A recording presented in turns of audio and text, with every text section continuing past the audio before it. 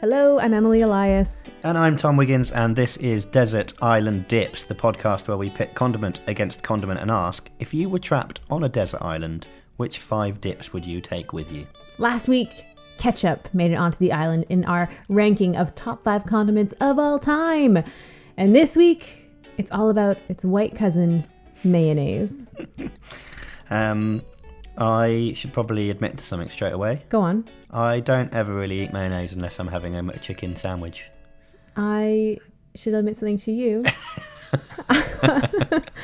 I also do not really eat mayonnaise unless on a McChicken sandwich. There is going to be a lot of expertise in this episode. I think mayonnaise might make it to spot number 6 on the list instantly. Okay. You know, we're not the only people who do not like mayonnaise. Do you know who also does not like mayonnaise? No. President number 44, Barack Hussein Obama. Oh, really? He does not like mayonnaise. He doesn't care for it. And he won't drink coffee. Well, I mean, I wouldn't do those two at the same time either. Or does he mean separately? Separately as 2 separate entities. Okay. He's not into it. Imagine, coffee and mayonnaise. Isn't that a Jim Jarmusch film? No, cigarettes. Should be. Coffee and mayonnaise. What is it that you don't like about mayonnaise? I'm not... it's not that I don't like it. I like it. It's just... And we're going to get into... If we're not careful, we'll get into quite a discussion about that sort of comes up with the entire concept of this podcast. It just would be quite low down my list of priorities. Well, I looked into this, and there has been some scientific research into why we, the royal we again, may not like ketchup. I didn't realise that the royal family would be listening to this. They're huge but fans. It's good that they are tuning in. A professor of law at the University of Michigan. Law? What does he know about mayonnaise? William Ian Miller, shout out to Mr. Miller. He wrote a book called The Anatomy of Disgust, and a woman named Rachel Hertz, she's an adjunct professor at Brown University. She wrote 2012 bestseller, That's Disgusting, Unraveling the Mysteries on Repulsion. And they came up with like 4 reasons why people hate mayonnaise. So, number 1, mayonnaise wiggles, jiggles, and moves. People are untrusting of their movements, like really? A primal feeling that we're just like distrusting of how mayonnaise moves. Presents itself. So do we have the same problem with jelly? I would assume so. Yeah, okay. Because I feel like jelly is kind of hit or miss too. Like some people love jelly, some people hate it. I bloody love jelly. I also really love jelly, but I think I also love sugar. Well then, but that would suggest that our problem with mayo is not this specific. Not number one. Number 2, mayonnaise reminds people of bodily fluids. Oh. And I think that's where I lie. I think mayonnaise reminds me of one particular bodily fluid. Yeah, well, I can see that would be off-putting. Yeah. And I don't necessarily need like that on my fries or that on my burger. Reason number 3, people may hate mayonnaise. It is kept at the wrong temperature. So... Oh, hang on. Are we going back to another shelf fridge debate? No, I'm not. What I'm saying is it looks like ice cream. And so our brain sort of has the association that it should be frozen or kept really cold. Right. But it is kept cold, isn't it? It should be. It should be kept in the fridge. But not like frozen sort of texture. No. So because we're keeping it it's at a room temp and still has that sort of movement to it. We're just a bit untrusting of it. Can I suggest something? Yeah. What we need to do... Freezer mayonnaise. If we think this is a problem, that we need more people to like mayonnaise, is you just have to introduce children to mayonnaise before you introduce them to ice cream. Huh. Funny how you... In their upbringing. Funny how you stepped into... Number 4. Oh, really? The reason... I could have written this book. The reason people may hate mayonnaise is because it's a learned behavior. Mayonnaise is a learned behavior. Your love or hate of mayonnaise is a learned behavior. Right. So it's something that we pick up from our mom and pa or... That's weird. Or friends. Of whether, like... I could totally see, like, when I was in high school, girls would be like, we're going to go get fries with mayonnaise. And I would be like... Oh, I guess I should like mayonnaise because I was going through puberty and hormonal and I felt I needed to fit in. And if I didn't like mayonnaise, that would be the thing that set me apart. Why does this apply to mayonnaise but not other condiments. I think it applies to any sort of condiment where you find disgusting, but this article I found was particularly focusing on mayonnaise. That's weird, isn't it? I think it was interesting, but have you ever wondered where did this mayonnaise come from? When did this controversy start? What? I feel like it's got a checkered past. It kind of does. Yeah. 1806, this guy Yeah. named Oh, Alexandre Vivard, Relatively new, though. very relatively new, he puts out this book called the Cuisinaire Imperial, and it's kind of like an encyclopedia book for French cooks. Yeah. And he was this guy who was like the chef de cuisine for Louis XVI and made it through that transition period to Napoleon. Okay. So this guy was like a really good cook. It's more history. More history. And he basically created mayo, or Okay. is at least thought to have created mayo Okay. in French cuisine. Do we know how? Or is it just an accident? Well, his original recipe was he took raw egg yolks with gelatin and veal brain glaze. Nice. I love that stuff. Straight out the jar.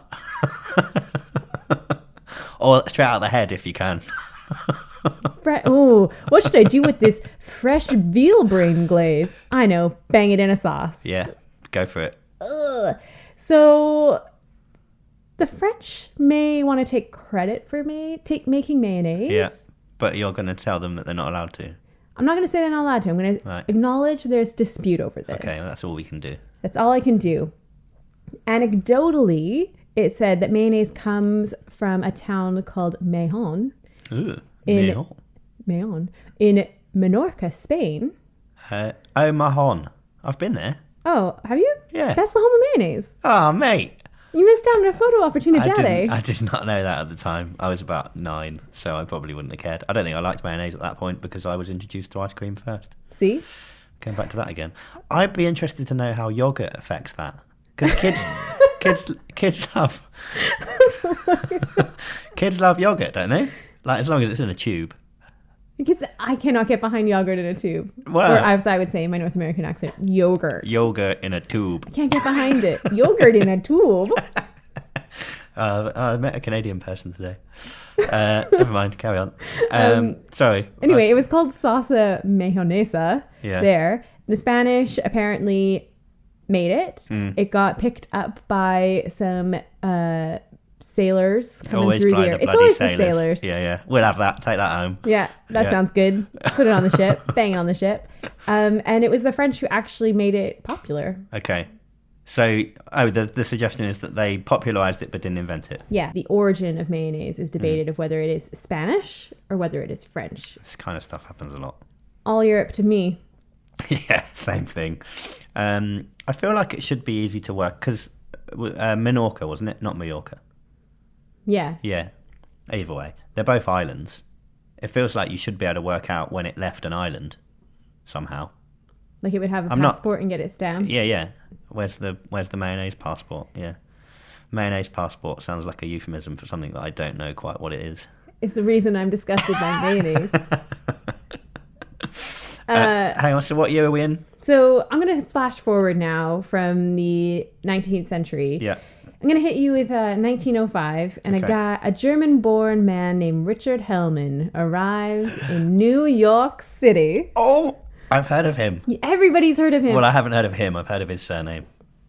Everybody's heard of him because he's a badass Yeah. who really popularized mayonnaise. So Like Mr. Ketchup. yeah, so he opens up Mr. this Heinz. he opens up this delicatessen called Hellman's Delicatessen. He's rammed with business Yeah. and gets a bit of exhaustion, and his doctor's like, "Yo, Mr. Hellman, you're gonna die if you don't Yeah. stop making mayonnaise and sandwiches. Right. Shut it down." Is that what's killing him? Yeah. So Hellman's like, "Okay, I'm gonna take a break," and he sells the deli to this guy named Charles Eberhardt.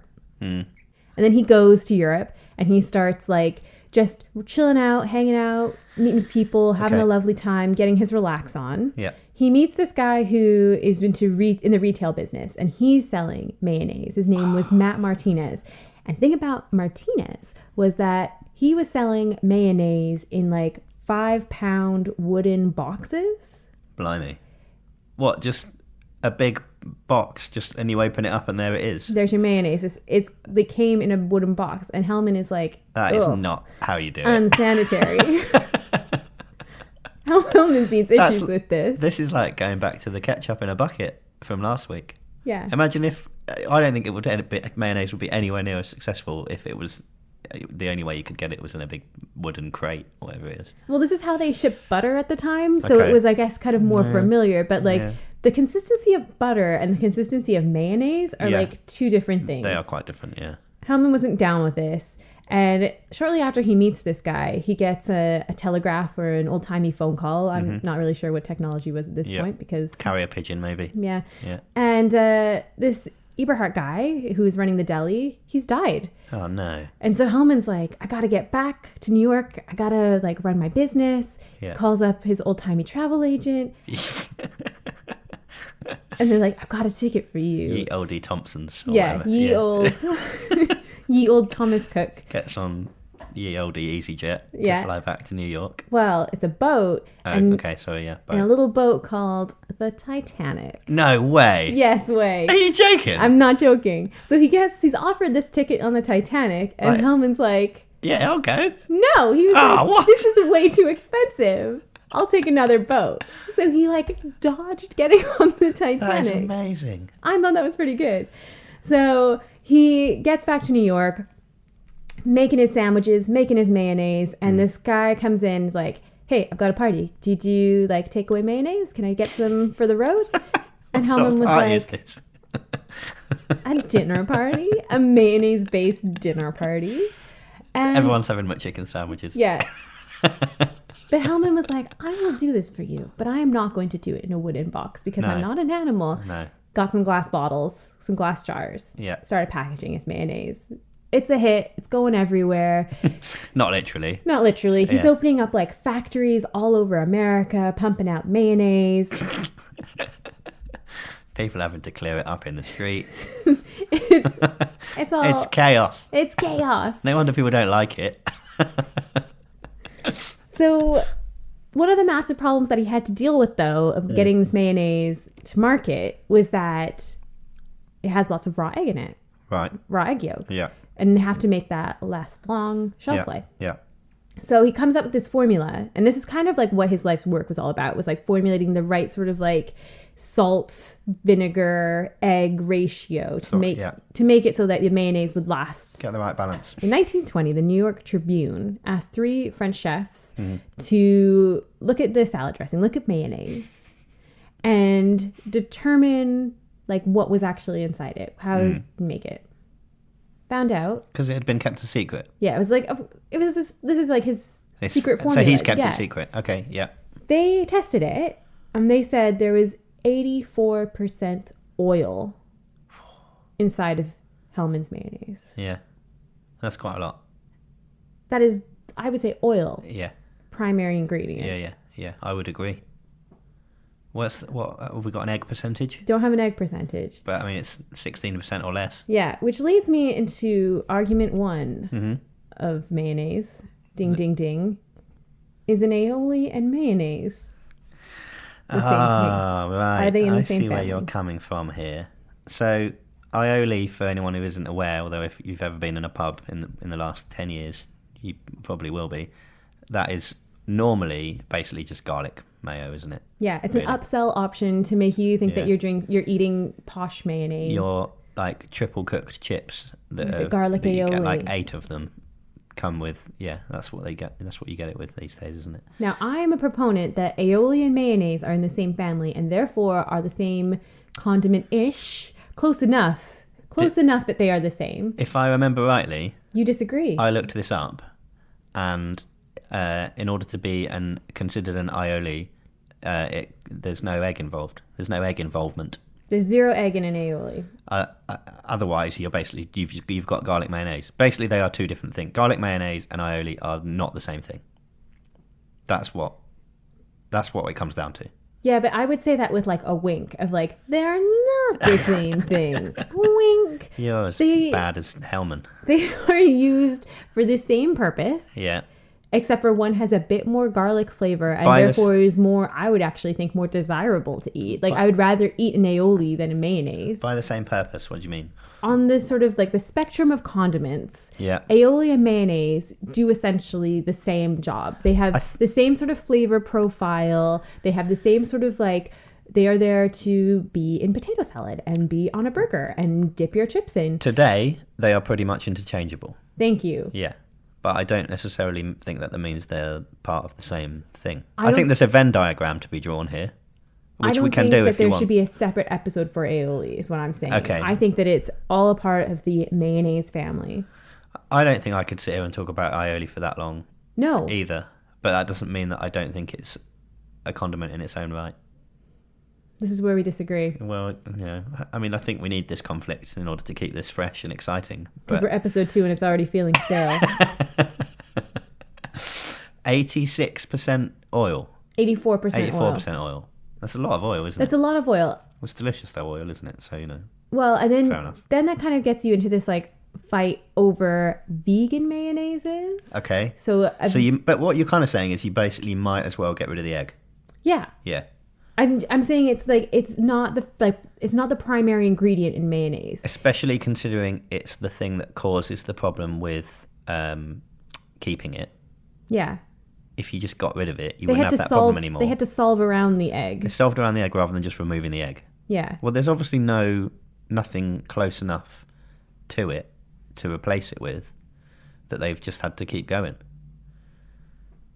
Which, I mean, you have to assume someone's tried to find an egg replacement for mayo. They have. That's why this whole brands of vegan mayonnaise exist, which actually got in trouble with the US FDA because they were listing themselves as mayonnaise even though they didn't have egg in them. And they had a problem with that. Yeah, and the US FDA said, "Hey guys, you cannot be called mayonnaise because legally the term for mayonnaise must include a product that has egg in it." So they can come up with like creative names for it. Yeah.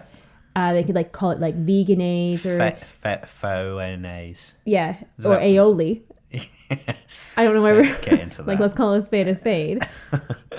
But the legal definition of mayonnaise in the US is that it has to include egg in it. We could take this to the internet, and then all the mayo fans might turn up and go, "You're talking nonsense." Then let without the mayo, an egg. Then let them.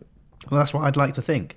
Do you know the thing that I'm quite surprised by is that despite this sample size of 2 not liking mayonnaise, well, not being crazy about mayonnaise, you told me earlier on it's actually more popular than ketchup. Mayonnaise is outselling ketchup. You heard it here first. For the first time. Dude, I'm not sure that's true.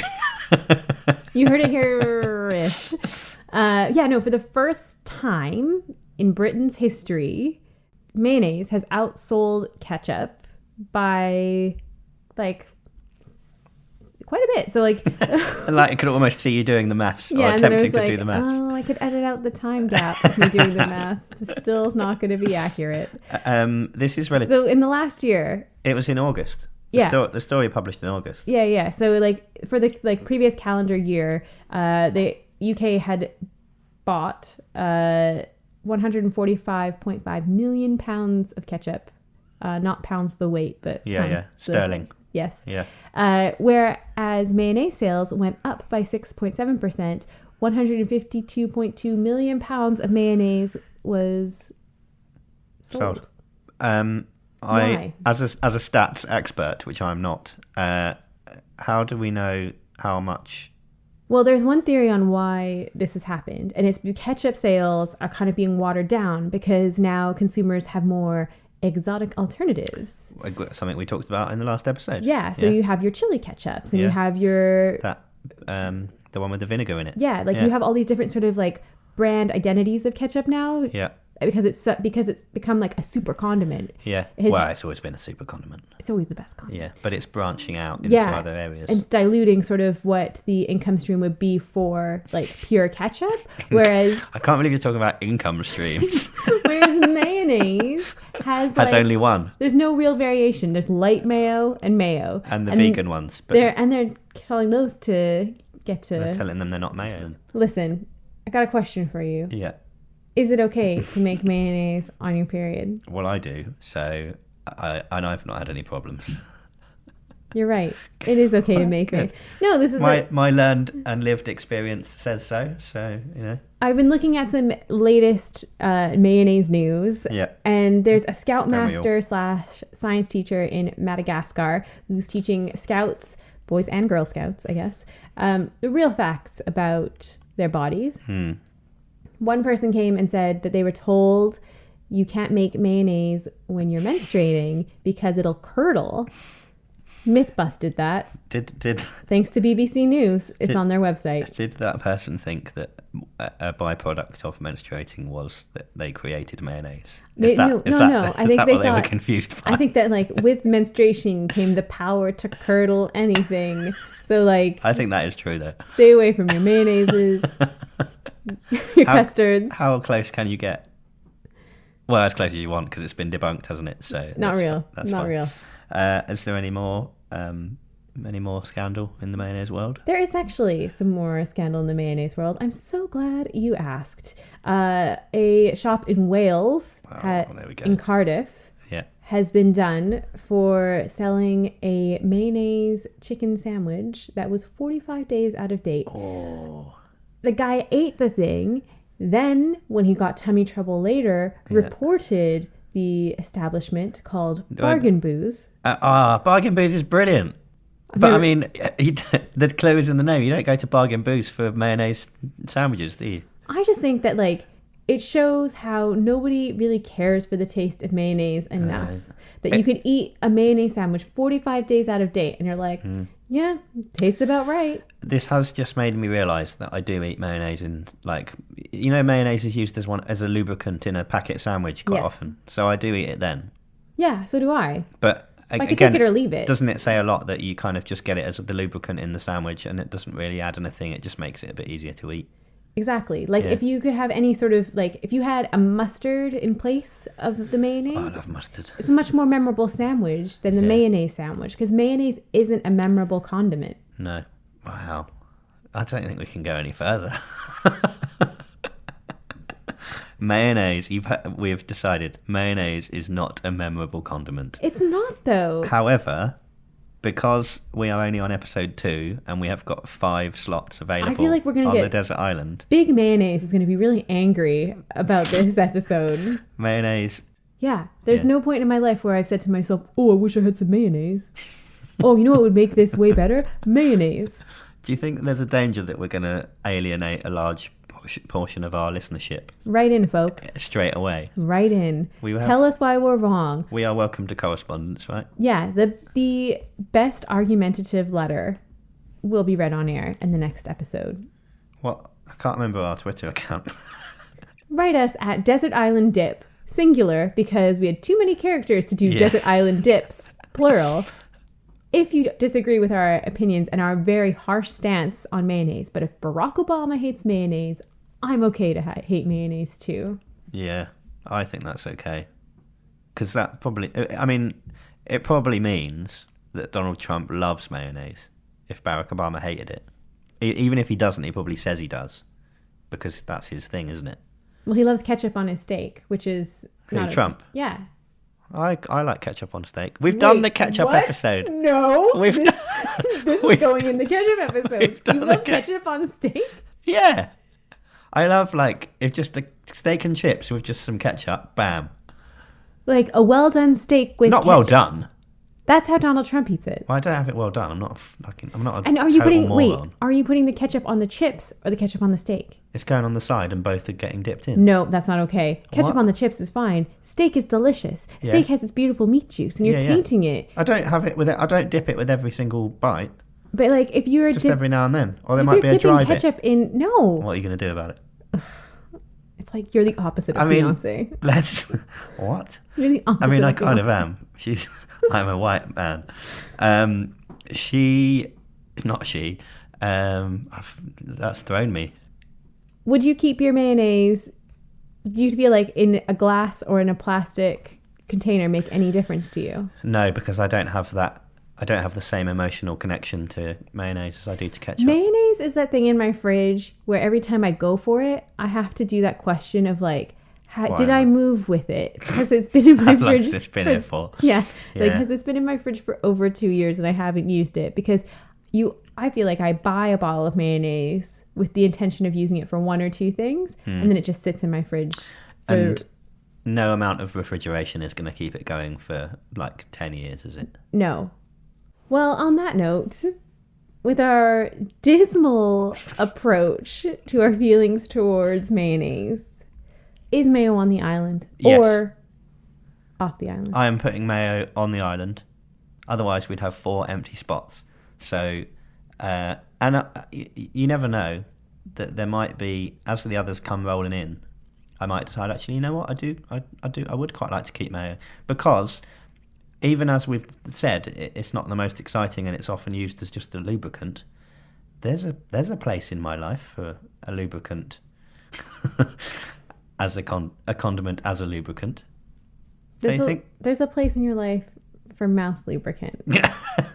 I feel like in a protest, I would put it just on the corner of the island where it could slightly get washed away. Like if it accidentally got washed away. Like a seagull might come and take it. Yeah. Because they'll eat anything, won't they? Okay, well, it's on the list. We will see next week or next, whenever. What joins mayo and ketchup on Desert Island Dips. If you would like to defend mayonnaise, and I think someone needs to, we are on Twitter at Desert Island Dip, singular, because there's not enough characters for Desert Island Dips. Which I think if we had been a more professional outfit, we would have checked before we decided on a name. But you can't let social media affect your art. Twitter rule your world. No. I'm proud of us. I'm proud of us for taking a stand against big Twitter. We stuck with it, yeah. Maybe now they've added more characters, they'll let us add another letter. Dream big. We have got mayonnaise on the list, we've got ketchup on the list. That is all we have time for this week. Tune in next time, whenever that may be, where we will see if another condiment is going to join the list of Desert Island Dips. Bye-bye. Bye.